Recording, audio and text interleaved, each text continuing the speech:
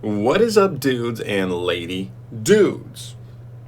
Welcome back to Just Nuts, guys. Today we have more Blazing Vortex news. Clearly, this art looks like two new Eldlich cards, and so does the title for the little article here. Shout out to your organization as always. But yeah, I just woke up, just saw these. I have not read anything, and we're going to be looking at them and talking about how good we think they are. So, without further ado, let's just jump into this dang old thing. We have El Rey Conquista Eldlich. Okay, he's a light zombie fusion effect monster. He is a level 10 with 3,800 attack, 3,500 defense. Okay.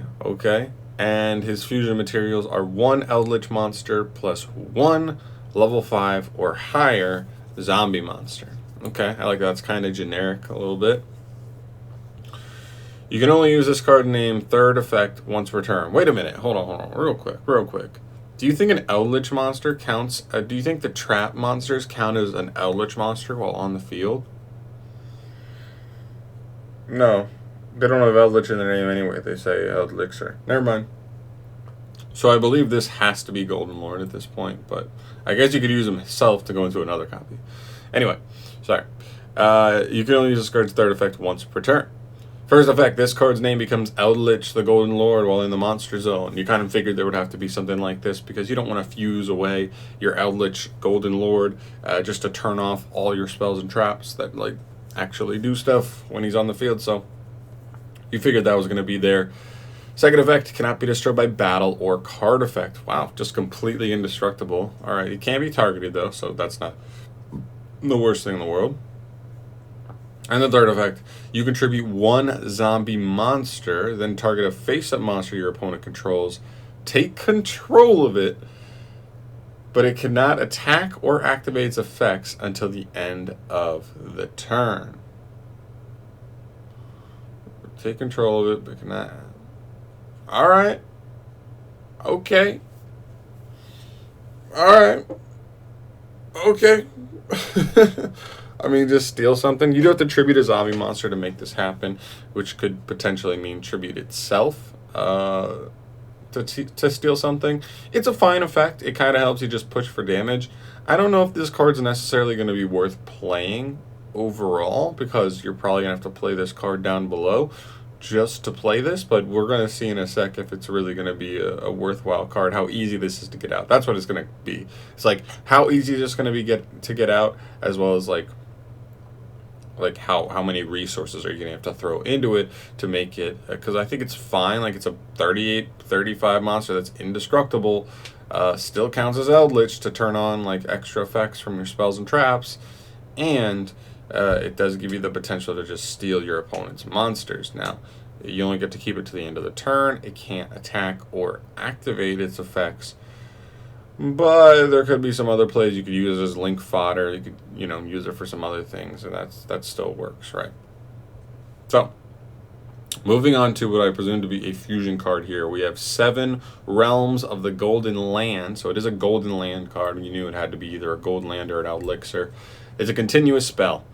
You can only use its first and second effects once per turn each. First effect says, during your main phase, you can fusion summon 1 fusion monster from your extra deck using zombie monsters from your hand or field as fusion material.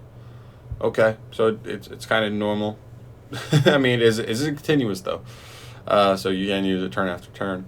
Second effect, if a zombie monster or monsters is special summoned by a card effect, you can target 1 set card in the spell and trap zones, and it cannot be activated this turn.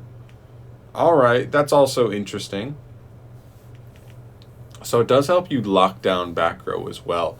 Wow, okay. This card's really interesting. I'm really curious like how worth these cards are. The problem is like the Eldlich engine is already somewhat beefy, but it wants to combine with other things. So I'm curious if we want to make space for these. But maybe if we were just on the level of like maybe he's a 1 of or a 2 of in the extra deck, where this archetype usually has extra space in the extra deck, so that's not that big of a deal. It also could be like potential for like super poly. Not really. I mean, I don't know. Maybe the zombie world version. could be a super poly target. But you already have a Draco Necro Nether Soul Dragon as well. I'm curious if this card is worth playing. I mean, it's probably just a one of. It is a continuous. Even if you want to try and turn out multiple of this guy, you would only need one of this because it just stays up on the field at all times, which is kind of nice. Blocking the back row though, so I'm also curious about what triggers this. Does like do the like obviously the elixirs trigger this, right? Sanguine into Golden Lord, White Destiny, or Black Awakening into Golden Lord trigger this. I'm curious if the Golden Lands also trigger this. Like if you go Conquistador and Conquistador, summons itself to pop something, or Hawkero, or even what's the last one? Guardian. Do they trigger that? Does that count as summoning a zombie monster by card effect? And would that trigger this? Because that's actually not bad. I mean, it's not as strong as something like Light Stage, where it like locks it till the end phase and then it either has to be activated or it's gone. But it does still lock them down, and it puts them in awkward positions with their spells and traps, so they can't just activate them at the most optimal time whenever they want. So I think they're interesting. I was definitely expecting Eldlich cards in this set, by the way, just because we got Adamancipator Friends in Rise of the Duelist, and we got Rika rank 4 in Rise of the Duelist as well. So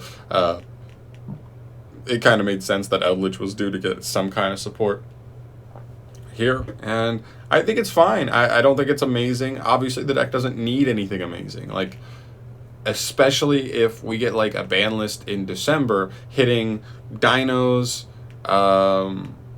like if they hit like dinosaurs, if they hit, obviously they should be hitting like Infernobles and Dragon Link, just so that hand ripping isn't as good a thing. Like if they don't even want to hit Hulk and all that other stuff, fine. If they at least hit Smoke Grenade, those decks actually take a huge hit, because that's like the most degenerate part about them, is they set up big boards, but they also just get to like rip your hand.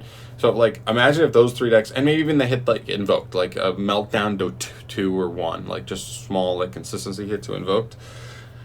Eldlich could be back in tier 1 as a control deck, and this deck didn't really need anything that was like super breaking for them, because we already know how good they can be.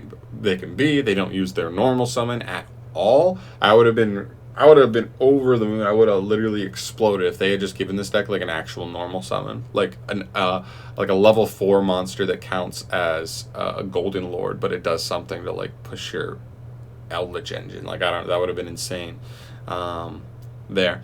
But that's going to do it for me here, guys. I think the card's fine. I don't think they're, like, overly busted. I don't think they bring Eldlich back into Tier 1, but I think Eldlich could be in Tier 1 regardless after, like, the ban list in 2 months. So, we'll see. We'll see where things go here. But, of course, let me know your thoughts down below on these 2 new cards. If there's any other applications I'm missing here, definitely throw it in the comment section down below. Otherwise, I will see you in the next video. I'm going to get the hell out of here. Thank you so much for watching. Subscribe to the channel if you want to see more stuff from me in the future. And peace.